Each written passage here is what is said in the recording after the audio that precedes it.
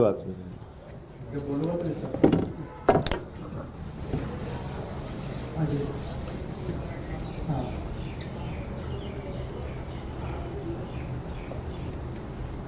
शुरू करें।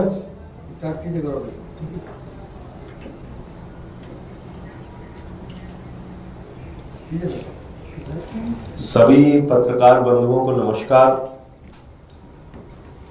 देश की राजधानी दिल्ली में नई दिल्ली रेलवे स्टेशन पर भारी संख्या में जो श्रद्धालु महाकुंभ स्नान के लिए जा रहे थे, अपने अपने घरों के लिए भी जा रहे थे, कल रेलवे प्रशासन की बद इंतजामी के कारण,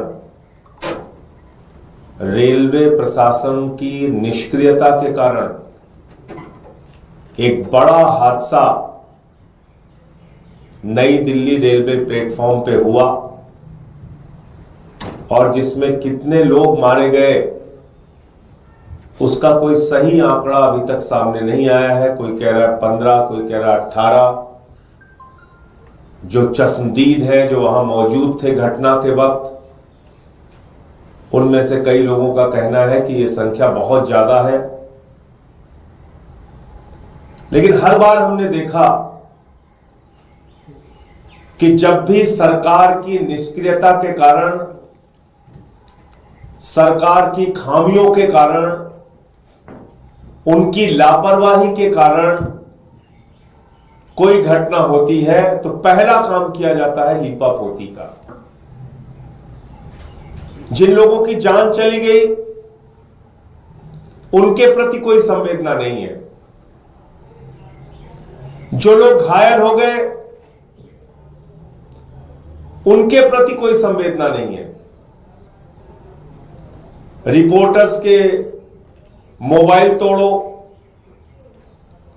उनको असलियत कैद न करने दो अपने कैमरे में। सरकार की तरफ से पहले मना करो कि कुछ हुआ ही नहीं है, अफवाह है, झूठ है, गलत है जो कुछ भी चलाया जा रहा है। फिर मजबूरी में जब मरने वालों की लाशें सामने आ जाती हैं तो मना किया नहीं जा सकता,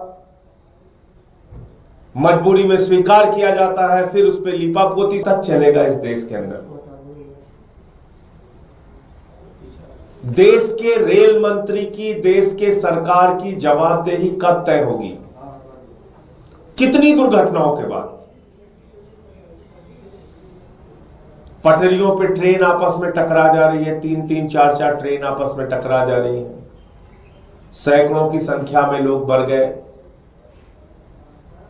उसको दबा दिया गया, भुला दिया गया।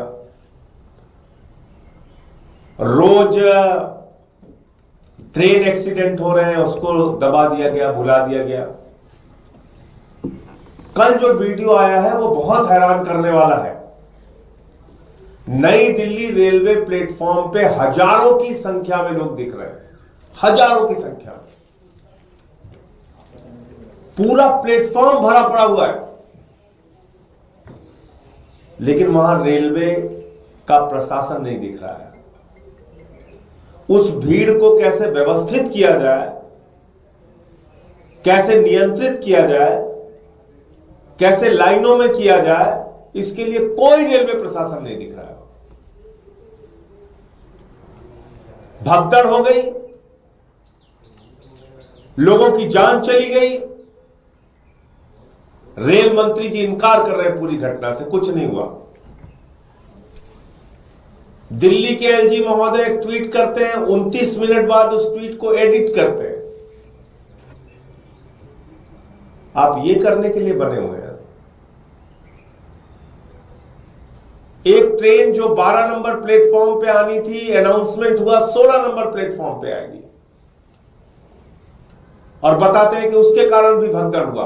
असली वजह क्या है वो और डिटेल में, जब ऐसे ही घटना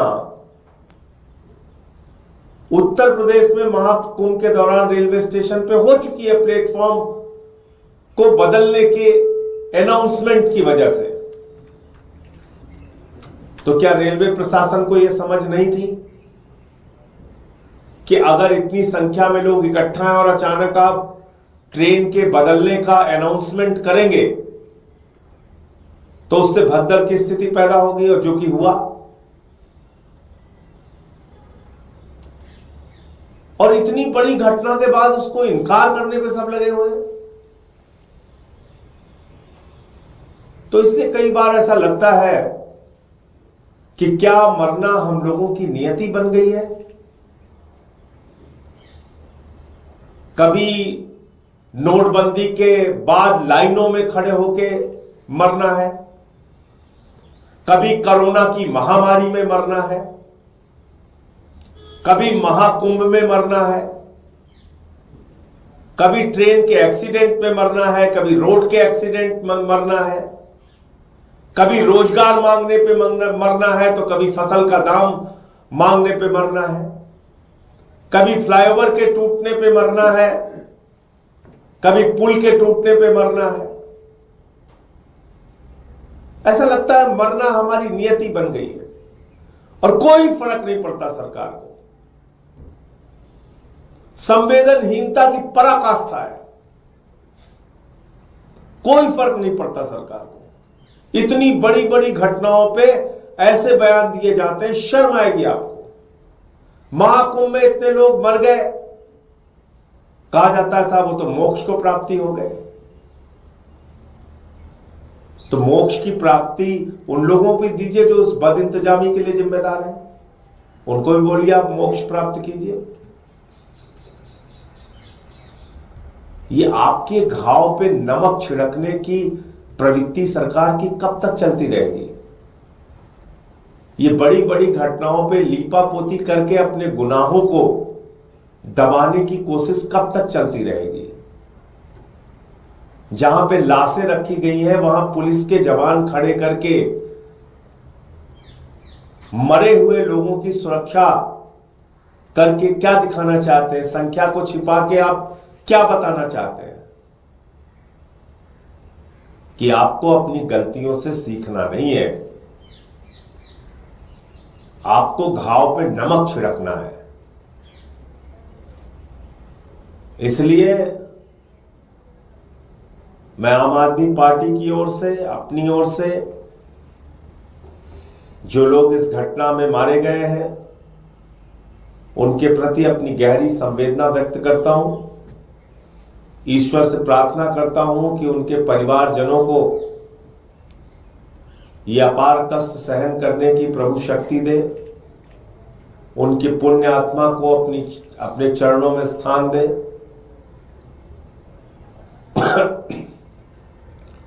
और इस सरकार को सद्बुद्धि दे कि कम से कम ऐसी घटनाओं पर संवेदनशीलता दिखाइए, उसको मना करने की, लीपापोती करने की, झूठ बोलने की प्रवृत्ति को छोड़िए और कुछ भी बोलने पर धर्म विरोधी बता देना, देश विरोधी बता देना, विपक्ष को गालियां देना, सोशल मीडिया पे कैंपेन चलाना, ये सब घटिया काम बंद कीजिए। इससे कुछ फायदा नहीं होने वाला है, ना आपका ना देश का। गालियां आप दे सकते हैं, कोई दिक्कत नहीं। हम लोग कुछ भी बोले, आप धर्म विरोधी बता दो, कुछ भी बता दो, करो आपकी मंशा यही है। लेकिन कम से कम ऐसी घटनाओं को रोकने के लिए ईमानदारी से प्रयास कीजिए। महाकुंभ में टेंटों में आग लगने की घटनाएं हो रही हैं, भगदड़ की घटनाएं हो रही हैं। 144 साल का आपने इतना बड़ा प्रचार किया कि पूरी देश दुनिया से लोग वहां पहुंचने लगे, लेकिन उसके हिसाब से इंतजाम कुछ नहीं किया।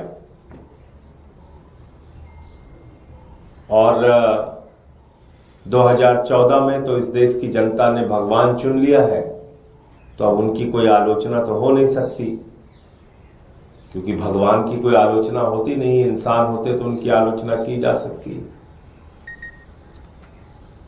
उनके परिवारजनों को, जो लोग इस घटना में मारे गए हैं, सरकार को उचित मुआवजा देना चाहिए।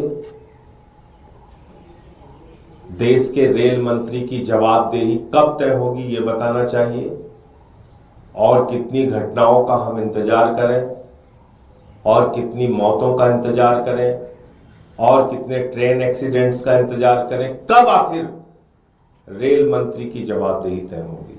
मुझे इतनी बात कहनी थी। आपको कोई प्रश्न पूछना हो तो पूछ सकते। आपकी जवाबदेही के नाम पे क्या मांग करें? कई विपक्षी पार्टियां कह रही हैं कि अब रेल मंत्री को इस्तीफा देने से लगातार ऐसी घटनाएं हो रही हैं।